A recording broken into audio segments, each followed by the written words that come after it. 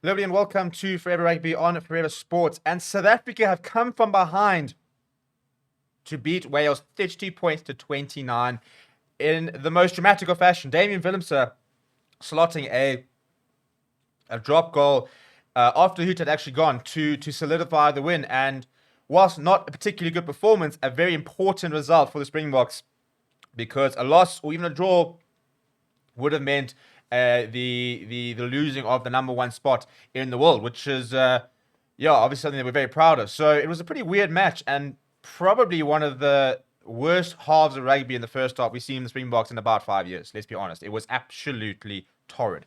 The forwards were nowhere. Alton Yankees was nowhere. Our lineouts were very average. Our maul was going absolutely nowhere. We couldn't really get into them. We had no creativity. We're kicking possession away. It was really frustrating to watch. However, the second half started out very well. We suddenly put the metal down and started winning the physical battle.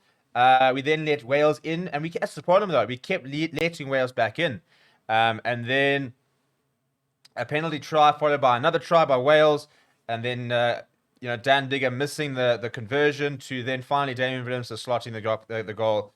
The penalty goal in the 81st minute to win the game. I mean, what an absolute bolter of a match from a which way was it going to go sort of perspective. Quality of rugby, not particularly good at times, but a very different South Africa in the second half. Especially, we started seeing South Africa that was throwing the ball around a little bit more, and it was nice to see because we've got the talent to be able to do that. We need to be able to do it a bit more. But in terms of the game, before we sort of break down exactly what happened, lots of tries, lots of action, lots of yellow cards. 4 yellow cards for Wales. Please do smash a like on the video and subscribe to the channel as well. It was a disaster start for the BOKS when a lineup went very badly wrong.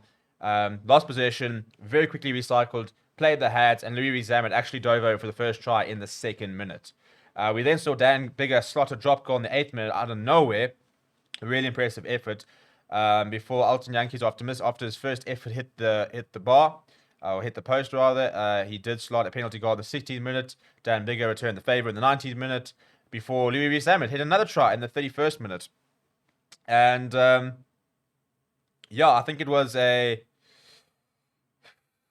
free try really. I mean, the ball went over the top. Alton Yankees reacted very quickly. Was aware to the threat. And sort of in trying to go for the ball was tackled by Nick Tompkins. The ball came off the back of his heel, and it just sort of popped in front of Louis Rees-Zammit, who managed to kick ahead and had the pace. So it was very much a bit of a freak try. Dan Biggar then got yellow card in the 37th minute, and we capitalized on it quite quickly in the second half. In the 45th minute, we had Bongi Manambi going over. We then had the replacement front row on. Malcolm Marx then went over 15 minutes later, and suddenly we were back. Before then, our discipline, caught up to us. We had a 10-minute lull, so that 52 to about 62 or so. We were pretty poor. Dan Biggar slotted two penalties goals then. And then Chesley Colby went over in the corner on the 64th minute. A nice try where nice hands, a little kicking behind from Dale Indy. It was a full set of skills being on display for that try. And then it was just carnage because it was then a yellow card to Alwyn Jones, and then a yellow card for Louis Rees-Zammit, and then a yellow card to Reece Kerr. So Wales are actually down to 12 men at this stage. We had a penalty try in the 74th minute, and that we thought was going to be the winning try until we conceded 2 minutes later, whilst Wales only had 13 men on the park. But Dan Biggar importantly missing the conversion there. And then, as I said, we got a penalty for a deliberate knockdown by Dan Biggar, which then WILLEMSE took upon himself to just slot it. And I thought that WILLEMSE was pretty impressive tonight. If we look at some of the stats, it was 57% possession for the BOKS to 43% for Wales, 60-40 territory. We scored 4 tries to their 3. 2 conversions to their 1, 2 penalties to their 3. We ran more meters. We beat 25 defenders, 6 clean breaks, 50 gain line carries, 2 turnovers, 1, 3 offloads, 25 kicks from hand to 27. So that was pretty even. Tackle success rate was 81 of 88, was 92%. We only missed 7 tackles. Wales missed 25 tackles, making 124 of 149. They had a 67% goal kick success rate. We had 57%. WILLEMSE missed a conversion, and Alton Yankees missed 2 penalties. The ruck was 98% to Wales 93%. Line success was 92% for both teams. Scrum success was 100% for the BOKS and 67% for Wales.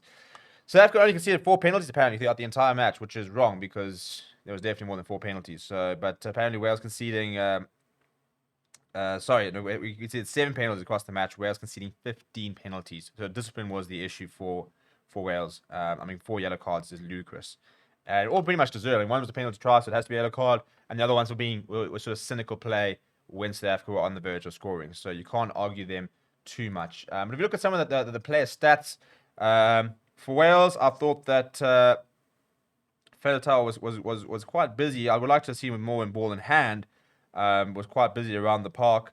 I thought Will Rowland's a pretty decent game. Made 16 tackles, missed just 1. He was pretty busy as well. The back line, obviously Louis Zama with a brace, so he'll be chuffed with that.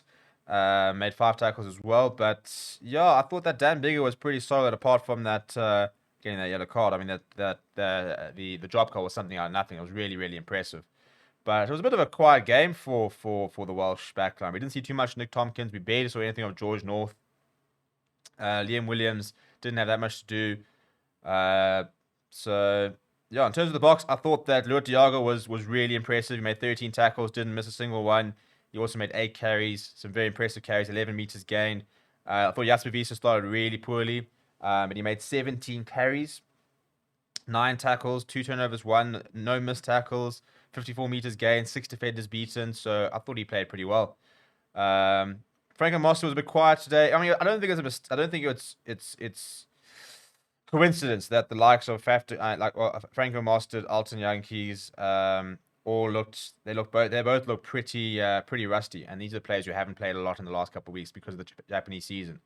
Has ended quite a while back. So yeah, it took a while for them to get going. Or Alton Yankees never really did get going. I thought that Lukhanyo Unwood didn't have much to do. Cheslin Colby looked pretty exciting when he had the ball in hand. 2 defenders beaten, 49 meters gained, 9 tackles, 1 missed tackle.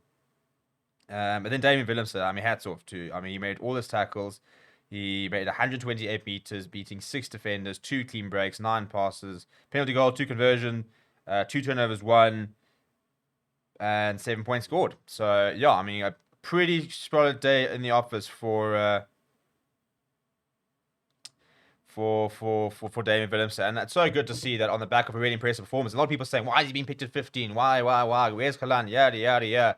He was really good tonight. He was full of running. He didn't look to kick much at all. He was, when he did take the ball to the line, he often made meters. He beat a couple of defenders. He looked like the Damien WILLEMSE that we thought we were going to get a couple of years ago. It's taken him a while, but he's now just looking very mature and very settled in his own game, which is exactly what we need to see from him, because he has got so much potential. In terms of the defensive efforts, I mean, Franco Moster as always didn't miss tackle. Made the most tackles of the box. So yeah, that's pretty standard. I think Sia Khaleesi made quite a few tackles as well. Bit of a quiet game for Sia. Had a couple of good moments. Didn't do too much, but borderline it was just very poor from the box. We never really managed to put our best foot forward, and we were kind of under the cosh for a lot of the game because we were not capitalizing on opportunities. I think that was the difference in the first half. When Wales had opportunities, they took them and they made them count. We couldn't really do that, which is why we did struggle. But they do say that the best teams can win when they're not playing well, and that was a bit like us today. So we'll definitely take the win. For Wales, they probably deserved the win more than us, to be honest. Apart from the discipline was really poor, but they did front up defensively, and I think their pack did stand up and say, listen, we're not actually going to be a pushover, and that is why the box was so poor in the first half. There was no front football, the pack wasn't dominating, so the backline didn't have much to work with, and Wales were better in every facet of the game in the first half. Second half, it did start to fall apart, and once the box had momentum, they eventually sort of managed. I mean, they did their best. They did their best to try and lose the game, but thankfully got over the line in the end. Let me know what you thought about the game down in the comments below. Please do smash a like on the video and subscribe to the channel. My name is Steven. Thank you very much for watching. I'll chat to you soon.